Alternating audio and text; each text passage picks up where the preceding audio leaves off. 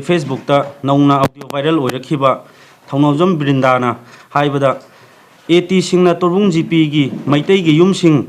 कोई मई थाबने हाइबा वाफम अदु युमफम यावदबा अरानबा वाफमनी अदुगा मैतई सिंग की युम असे कोई कुकी मिसक्रेन सिंगना मई थाखिबनी अखोई तोरबुंग प्रजा मियामना साखिनी इसामगना मिना अदुगा करी करम्बा मानम प्रूफ एविडेंस लैबदगी मैतई युमसिंग असे एटी न मई थाबने हाइरिबनो मसी हाइनबा मा कुकी सिंगदगी मा पैसा क्याम चारुई तसेंगना हाइरगदि अखोई मसी थमोय सोंगना नुंगाइते मेगी डेट अहुमदगी ngasi फाउदा मा अखोई तोरबुंग जीपीदा अमुफाउ लाक्तबा माना करम्बा ग्राउंड नो एटी ना मैतई युमसिंग मई थाई हाइरिबनो एसी रूम दा लैरगा विक्टिम ओइबा प्रजा मियामदा लाना संदोपिगनो अखोई मसेलगी मरक्ता खाइबु तानबा अरानबा प्रभुगंदा तौबुसे तोपिरो तोरबुंग जीपी की प्रजा तंखाई हेना ngasi फाउबदा अखोई तसिंग खुनसिंग चंगबा अखोई युम मई चाखिबदु चंगबा ngamdri अखोई वाइखुरो बंगला गोविंदपुर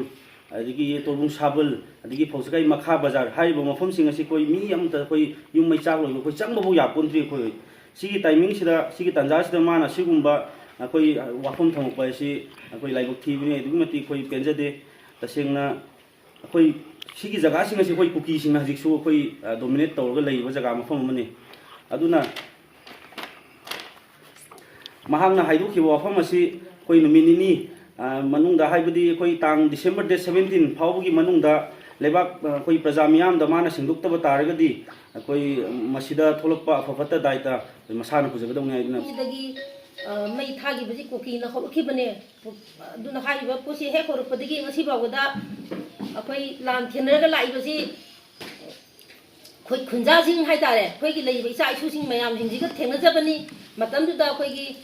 अरामबाई की मनिंग अखोई केमदा ताब लैहिदे कोना बदी उजि लालोरगा ताल कोई वानेबा अदुना हाइबा बिंदाजी आई इसा नुपी कोइना हाइरगे माना ngangiba पोसे अखोई यामने यानिंगदे आइना कंडेम तवी आदि कोई तोरबुंग जीपी सिदा मा मसाना उत ला कांदुदा लैरिबा जगासदा लागा कदीनो कदाइनो लान थेंनै युम जे अखोई हुजि तसेंना हाबदा युम जे अखोई तोरबुंग जीपी की ओइना मई थागी बजी हुजि वार्ड नंबर तोरबुंग जीपी की सी ओइना युम वार्ड 6 न कोंबा जगानी असि जगा सिदा हुजि वार्ड नंबर 5 6 अदगी 2 की मनी 1 मनी अमता अखोई चंग यादिबने हुजि कोइ यावाना लांजि थेंनरगा लैरिबने अखोई से तसेंना हाइरबदा हुजि बिंदाना सुक छारबा अखोइना मखन चाक्तना ngaudना लैरिबा लमजी इरम दमजी कमाइना कंजिगेना खल्लगा अखोइगी लैरिबा इसा इसु मयाम अगी जीपीजी की हाइतारे मयाम बिना पुंझलगा इमाइबेन मयामगा लांथेंनर कांदा हुजि खुंजासिदा अखोइना संगिबजी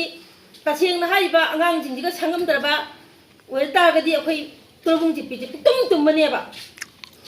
तुमनी हुजि चाखनी अजि तादि कमाइ तौतारे सि साखि मतमददी साइतोन यौगनी मोइरांग यौग्रनी बोम तो मरक्ता नोमै मरक्ता खांगगा लैरिबने हुजि तसेंना हुजि खोइ चाफम चाक चाफम थफम खंगकोनते अदि बनते मयाम लैबसि तो फै बनते अदि खोइ इचा इसु मयाम दि समिनरकांदा लमजे खोइगी